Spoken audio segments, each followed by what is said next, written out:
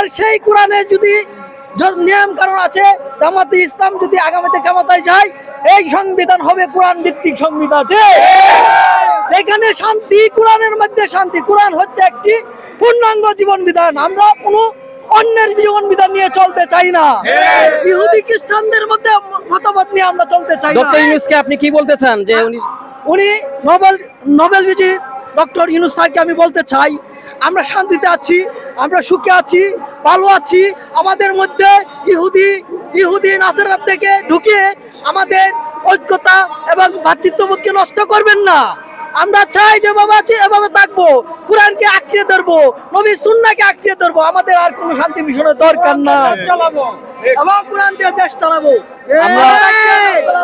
আমরা দেখেছি গত 2 দিন আগে জাতিসংঘের অনুমোদন দেওয়ার পর এবং সরাসরি স্থাপনা তৈরি করার জন্য তারা কার্যক্রম শুরু করে দিয়েছে, এবং এরপরে শোনা গেছে বাংলাদেশে 5 জন স্কলারের বিরুদ্ধে জঙ্গি বা মিথ্যা জঙ্গি মামলা একটু আরোপ করা হয়েছে।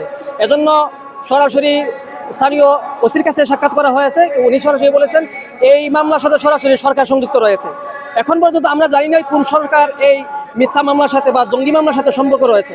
আমরা জানি যদি বাংলাদেশের জাতিসংঘের স্থাপনা তৈরি করা হয় বা এর অনুমোদন বহাল রাখা হয়, তাহলে বাংলাদেশের যে বড় বড় স্কলার রয়েছেন বা ধর্মীয় প্রতিষ্ঠানের যে স্কলার রয়েছেন, তারা অতি শীঘ্রই তারা জঙ্গি মামলায় গ্রেপ্তার হয়ে বন্দী হতে পারে। জুলাই সনদ দিতে হবে এবং ক্রিয়া পর্যায়ে নির্বাচন দিতে হবে, দেশকে সাদামাছি মুক্ত করতে হবে, ইনসাফ ভিত্তিক রাষ্ট্র গঠন আমাদের প্রধান হচ্ছে আল্লাহর জমিনে আল্লাহর দিন প্রতিষ্ঠা করা, ইনসাফ এবং ন্যায়ভিত্তিক সমাজ প্রতিষ্ঠা করার লক্ষ্যে এই দলটা কাজ করতেছে বিধায় আমরা এই দলের সাথে সম্পৃক্ত হয়েছি।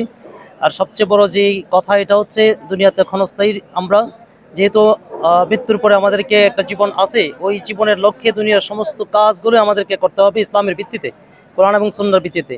যেহেতু বাংলাদেশ জামাতে ইসলামী কোরআন এবং সুন্নাহর আলোকে রাজনীতি করে সমাজ পরিচালনা করার চিন্তা ভাবনা করে, এই জন্য আমরা এই দলকে পছন্দ করি এবং এই দলের সাথে সম্পৃক্ত হয়েছি।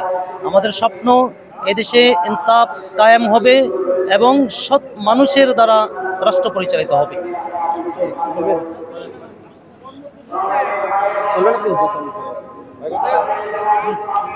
হচ্ছে গাজায় লক্ষ লক্ষ শিশু নিরহ মানুষকে হত্যা করা হচ্ছে, সেইখানে মানবাধিকারের কোনো প্রশ্ন আসে না।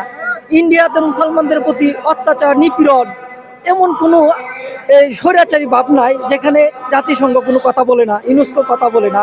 ইউনেস্কো বর্তমানে বিলুপ্তির পথে, যেখানে মুরলদের সাথে তারা কথা বলে পারে না, দুর্বলদের সাথে ঘাত প্রতিঘাত চেষ্টা করে। আমরা চাই আমরা শান্তিতে আছি, সবাই মিলে হিন্দু মুসলিম বৌদ্ধ সবাই একসাথে মিলেমিশে বসবাস করছি বাংলার জমিনে। আমরা চাই আমরা যেভাবে আছি সেভাবে থাকবো। কোরআন হচ্ছে আমাদের একমাত্র শান্তির মাধ্যম।